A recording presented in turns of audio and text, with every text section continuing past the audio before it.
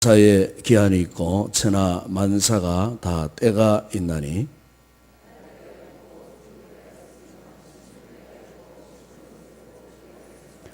죽일 때가 있고 치료할 때가 있으며 흘 때가 있고 세울 때가 있으며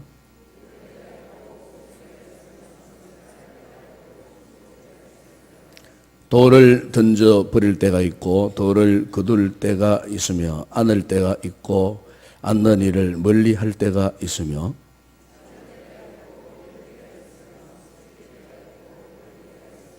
찢을 때가 있고 깨맬 때가 있으며 잠잠할 때가 있고 말할 때가 있으며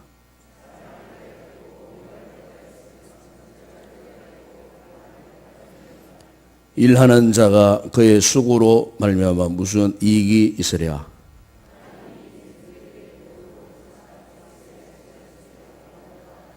하나님이 모든 것을 지으시되 때를 따라 아름답게 하셨고 또 사람들에게 영혼을 사모하는 마음을 주셨느니라. 그러나 하나님이 하시는 일의 시종을 사람으로 측량할 수 없게 하셨도다.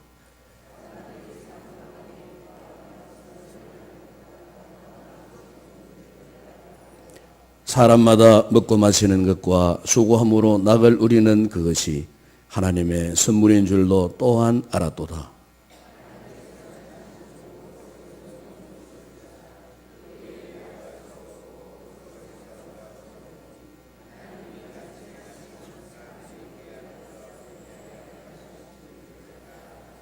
함께 읽겠습니다. 이제 있는 것이 옛적에 있었고 장래에 있을 것도 옛적에 있었나니 하나님은 이미 지나가는 것을 다시 찾으시느니라. 아멘. 우리 이 사람은 호흡을 합니다. 숨을 쉬지 않고서 살아갈 사람은 아무도 없습니다. 우리로 하여금 이렇게 호흡을 하게 하는 가장 그 근본 원인은 우리가 살고 있는 이 공간에 이 공기가 있기 때문입니다. 공기가 없으면은 사람은 절대로 숨을 쉴 수가 없습니다. 이렇게 공기가 우리 인간이 기동하는 일에 있어서 참 너무나 중요한 요소이지만은 정작 우리는 이 공기를 의식하지 못하고 살아갈 때가 많이 있습니다. 공기가 얼마나 중요한가, 이 산소가 얼마나 중요한가, 이것을 우리가 의식하지 못한 채 사실 살아갈 때가 굉장히 많죠. 그러다가 어느 산속에 들어가서 그 신선한 공기를 마시는 그 순간에 흔히 우리가 그런 얘기 하잖아요. 참 너무 공기 맑다. 참 공기 시원하다. 어떤 그런 계기를 만났을 때에 비로소 이 공기의 이 소중함, 공기의 이 귀중성을 알게 되는 것을 보게 됩니다. 또 이 시간도 마찬가지입니다. 시간. 우리가 지금 시간 속에 살고 있지만은 사실 시간의 존재를 의식하지 못하고 살아갈 때가 많죠. 그러다가 어떤 계기가 옵니다. 그러면은 이 시간의 존재를 실감하는 거죠. 그러니까 벌써 우리가 새해가 시작했는데 이미 벌써 1월 한 달이 지나가 버렸어요. 2월 오늘 1일이잖아. 첫째 주일이잖아요. 아, 벌써 한 달이 지나갔구나. 한 주간 삶을 살다가 바쁘게 삽니다. 바쁘게 살다가 금요일 날 또 토요일 되면 벌써 한 주간 이렇게 쉽게 빨리 지나가 버렸구나. 연말이 됩니다. 그러면은 벌써 1년이 이렇게 지나가 버렸구나. 어떤 특정한 계기가 오면은 그제서야 이 시간에 대한 이 개념이나 의식을 하게 되는 것을 볼 수가 있습니다. 그런데 이 시간은 아주 특별한 속성이 있습니다. 그게 뭐냐면은 다시 되돌아올 수 없다는 거예요. 날아간 화살이 되돌아올 수 없듯이 흘러간 그 시냇물에 다시 두 발을 담글 수 없듯이 이렇게 시간은 한번 흘러가 버리면 절대로 돌아오지 않는다는 거예요. 그래서 우리가 이 시간에 대한 뒤늦은 존재의식을 깨달았을 때 우리는 흔히 후회를 하죠. 후회. 내가 시간을 헛되게 보내었구나. 벌써 내 나이가 이렇게 먹었구나. 지나간 세월 동안 내가 무엇을 했는고 이렇게 지나간 그 시간에 대한 이 후회, 이 부정적인 의식이 지나간 후에야 비로소 깨닫게 되는 것을 볼 수가 있습니다. 여러분 오늘 본문 이 11절을 보시면은 솔로몬이 오늘 우리에게 무엇을 지금 말씀하느냐 하면은 바로 이 시간에 대한 교훈을 말씀하면서 세 가지 중요한 단어를 11절에서 말씀합니다. 여러분 11절 말씀 다시 한번 보십시오. 여기 보면은 하나님이 모든 것을 지으시되 때를 따라 아름답게 하셨고, 그래서 여기 보면은 지으시되 때를 따라 아름답게 하셨다. 여기 먼저 지으시되, 지었다 하는 말은 이것은 만들었다 하는 그런 뜻보다도 행하셨다, 하셨다, 본래 그런 뜻입니다. 그러니까 여기에 하나님께서 모든 것을 지으셨다는 말은 하나님께서 모든 것을 통치하시고 섭리하시고 모든 것을 다스려 가셨다, 그 뜻이 맞다 그 말입니다. 하나님께서 우리의 삶을 통치하시고 다스려 가시고 이렇게 이끌어 가시는 모습을 솔로몬은 하나님이 모든 것을 지으셨다 이렇게 표현을 했다는 것입니다. 그 다음에 또 하나 나오는 중요한 단어가 있죠. 때를 따라 그랬어요. 우리 읽었던 오늘 보면 1절에 10절에 보기에는 때라는 단어가 계속해서 나옵니다. 2절에 6절에 보게 되면은 거기에 뭐 날 때가 있고 죽을 때가 있고 심을 때가 있고 또 심은 것을 또 거둘 때가 있고 죽일 때가 있고 뭐 등등 이런 때, 이런 14가지의 그 상황, 우리 인간이 살면서 이 땅에서 평소에 이런 것들을 경험하는 그런 때 14가지를 지금 이 솔로몬이 지금 말씀하고 있는데, 그러면 솔로몬이 왜 이 같은 인생의 때에 대해서 지금 말씀하고 있습니까? 그 이유가 있죠. 1절에 보면은 범사에 기한이 있고 천하만사가 다 때가 있나니, 그러니까 모든 일에 기한이 있고 때가 있는 거예요. 즉 하나님의 정하신 때가 있다 그 말입니다. 그러니까 우리 인간이 제 나름대로 아무리 뭐 계산하고 머리를 굴리고 해도요, 하나님이 정한 때가 있어요. 하나님이 정한 때가 다 있습니다. 내 생각에는 뭐 지금 당장 뭐가 이루어져 가지고 이렇게 되면은 참 좋을 것 같은데 지금 안 되면 안 되는데, 그런데요 내 때가 아니고 알고 보면 하나님의 때가 있어요. 하나님의 때. 그럼 여러분 너무 조급하게 서두지 마세요. 자기가 정해놓은 때에 반드시 이루어진다라고 그렇게 생각하지 마세요. 주님의 때가 있어요. 하나님의 때가 있어요. 그래서 솔로몬은 때를 따라 그렇게 말씀하고 있는 거예요. 그러면서 또 하나 중요한 단어가 하나 있습니다. 11절에 보면 아름답게 하셨다 그랬습니다. 아름답게. 여기에 아름답게 하는 말은 우리 흔히 영어에서 beautiful이라고 그런 단어를 쓰잖아요. 그런 뜻이 아니에요. 그런 뜻에서 아름다운 게 아니에요. 여기는 본래 의미는 적절하게 하셨다 그 뜻입니다. 적절하게 하셨다. 적절하게 하셨다. 그러니까 하나님께서 우리에게 주어지는 그 모든 때를 아름답게 하셨다는 말은 적절하게 하셨다는 거예요. 적절하신 때에 적절하게 하신 거예요. 우리가 열왕기상과 역대기 하에 보게 되면은 솔로몬이 자기가 보면은 궁궐을 짓고 그리고 하나님의 성전을 건축하는 그 장면을 보게 됩니다. 그 열왕기상 6장 38절에 보시면은 11째 해불을 곧 8째 달에 그 설계와 식향대로 성전 건축이 다 끝났으니 솔로몬이 7년 동안 성전을 건축하였더라 그랬습니다. 솔로몬이 하나님의 성전을 건축하는데요 7년 걸렸어요. 그리고 역대하 8장 1절에 보게 되면은 이 솔로몬이 여호와의 전과 자기의 궁궐을 20년 동안 건축했어요. 그러니까 성전 건축하는데 7년 걸렸고 자기의 궁궐을 건축하는데 13년이 걸렸어요. 그 놀라운 것은 열왕기상 6장 7절에 보게 되면은 솔로몬이 성전을 건축하는 기간 내 성전 안에요 망치 소리, 뭐 도구를 사용한 소리가 전혀 안 났다고 그렇게 성경이 기록하고 있어요. 거기 보면은 이 성전은 건축할 때에 돌을 그 뜨는 곳에서 다듬고 가져다가 건축하였으므로 건축하는 동안에 성전 속에서는 방망이나 도끼나 모든 철연장 소리가 들리지 아니했다 그랬죠. 여러분 이상하지 않습니까? 보통 공사판에 가보세요.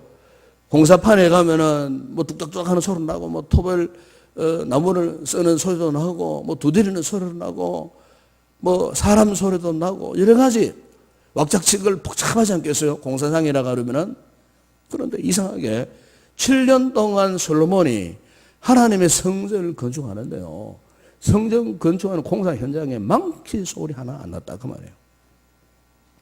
그 왜 이런 연장 소리가 전혀 들리지 않았는가? 알고 보니까 하나님께서 명령하신 거예요. 하나님께서. 어떻게 명령하셨느냐? 성전을 건축하는 기초 작업부터 마지막 공정 작업에 이르도록 모든 작업을 다른 장소에서 한 거예요. 다른 장소에서 다 해가지고 성전을 세우는 그 현장에서는 그냥 조용하게 그냥 조립하도록 그냥 끼 맞추도록 다른 장소에서 돌을 깎아와가지고 갖고 와서 그냥 그대로 딱딱 정확하게 끼워 맞추는 거예요. 그게 와가지고 못질하고 뭐 대패질하고 그게 아니고 다른 장소에서 만들어 와가지고 가만 가지고 와가지고 조용하게 이것저것 다 끼 맞추고 되돌보 기둥 뭐 석가래 뭐 지붕 할 거 없이 조용하게 그냥 하나님이 설계해 주신 그대로 정확하게 깎고 빚어서 모든 것을 정확한 위치에 끼워 맞추어서 성전을 건축했기 때문에 이 성전 안에서 정작 전혀 다른 소리가 일체 나지 않았다는 것입니다. 여러분 오늘 이 본문에서 하나님께서요 때를 따라 아름답게 하셨다는 말씀의 의미가 바로 이런 의미예요. 그러니까 적절하게 하시는 정확하게 그 위치에 놓으신 하나님.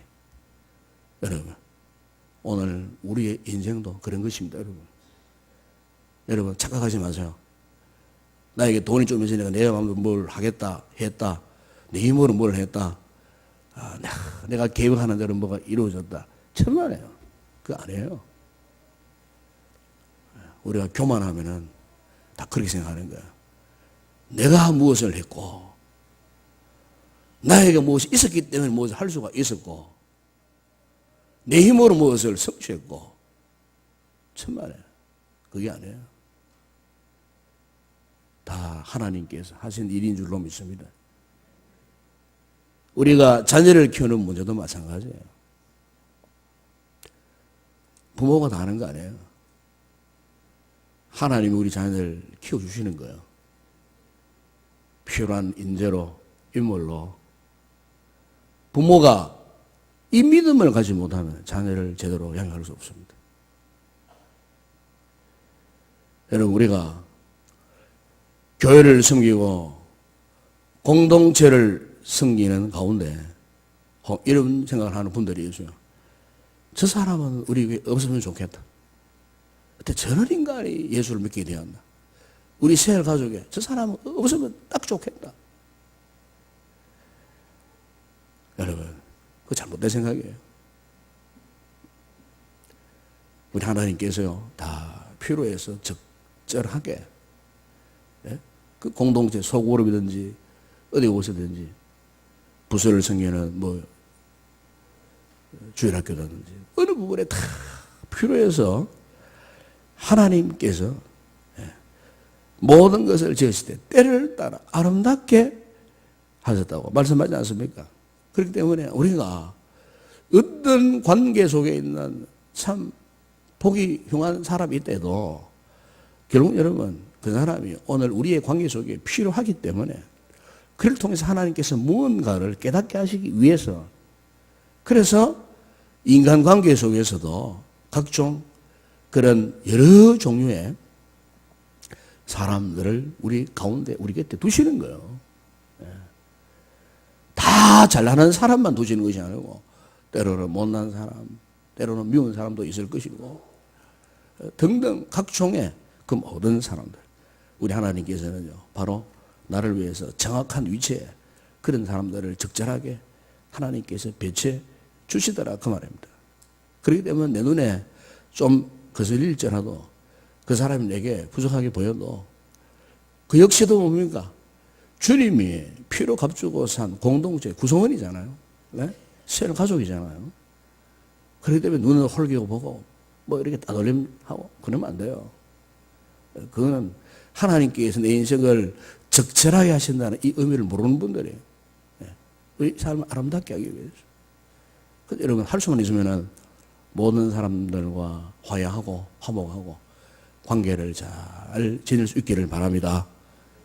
그렇게 할 때 우리의 삶이 비로소 하나님 보시기에 아름다운 그런 삶이 되는 거예요. 그래서 바울 사도가 에베소 2장 21절에서 그의 안에서 건물마다 서로 연결하여 주 안에서 성전이 되어가고, 그래서 성령 안에서 하나님이 거하실 처소가 되기 위하여 그리스도 예수 안에서 함께 지어져 가느니라. 함께 지어져 가느니라. 모든 성도들이 연합하고 화합하여 함께 지어가는 거예요. 독불장군이 있으면 안 됩니다. 여러분 교회 안에 경계하셔야 됩니다. 독불장군 하나님이 가장 싫어하시는 인생이면 교회 안에 어떻게 독불장군이 있을 수 있겠어요? 그건 행동하면 안 됩니다. 여러분. 화목하고 화합하고 순종하고 겸손해서 함께 지어갈 수 있도록 여러분 그렇게 우리가 힘쓰고 애써야 된다 그 말입니다. 아멘. 그리고 또 여러분 우리 가정을 보다는 마찬가지예요. 가정이에요. 부부관계도 마찬가지입니다. 부부관계. 여러분 혹 여러분 남편이나 아내가 이런 생각하면 안 돼요. 내가 어쩌다가 저 사람 만났는가? 내가 어쩌다가 저 사람 만나가지고 한평생에 고생하고 이렇게 가난하게 살고. 여러분 절대로 우리 믿음의 사람들은 그런 생각하면 안 돼요.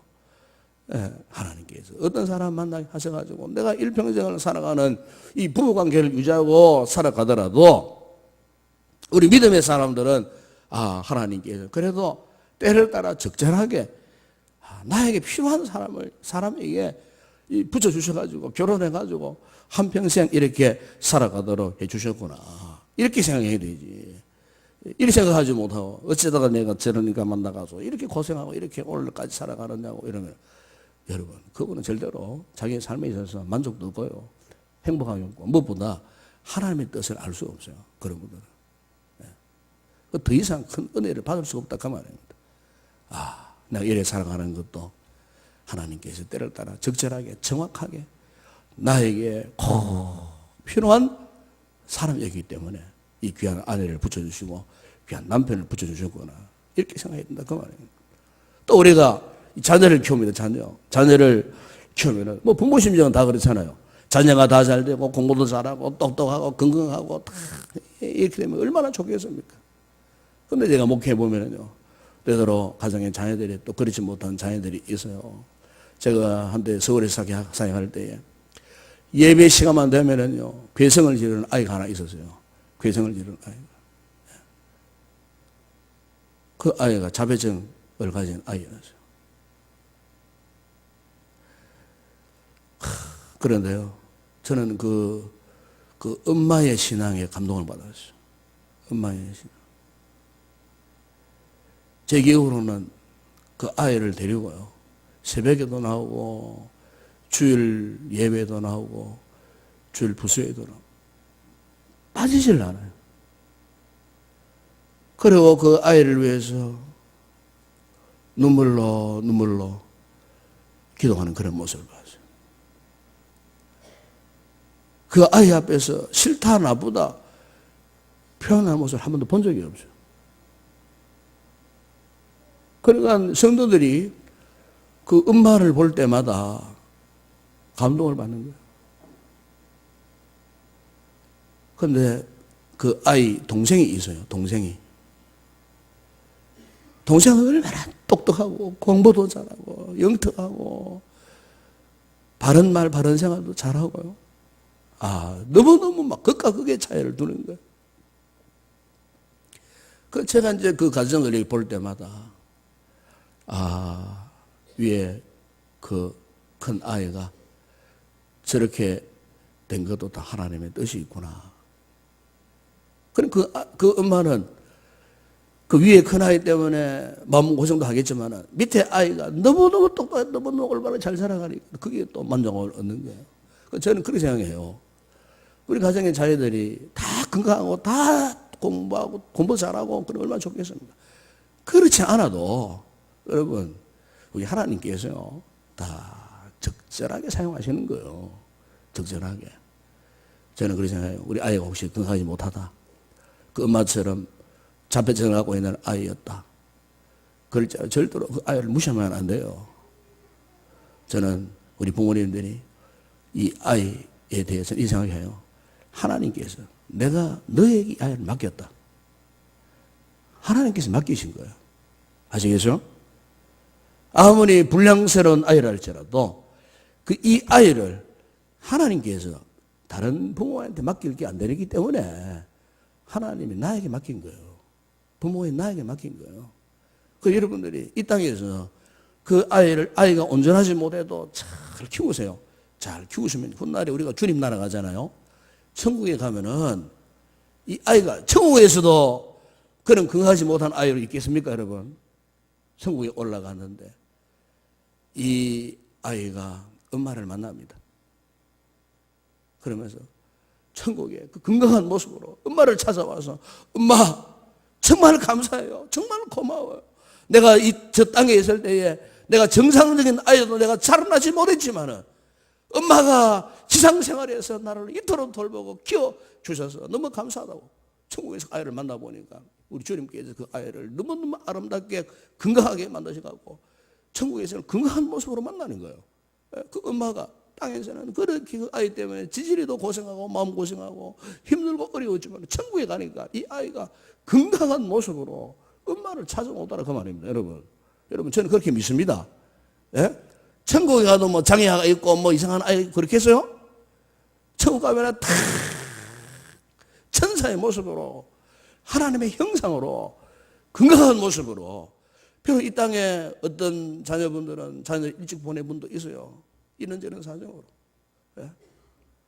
천국 가면 다 건강한 모습으로 만나는 거예요. 예.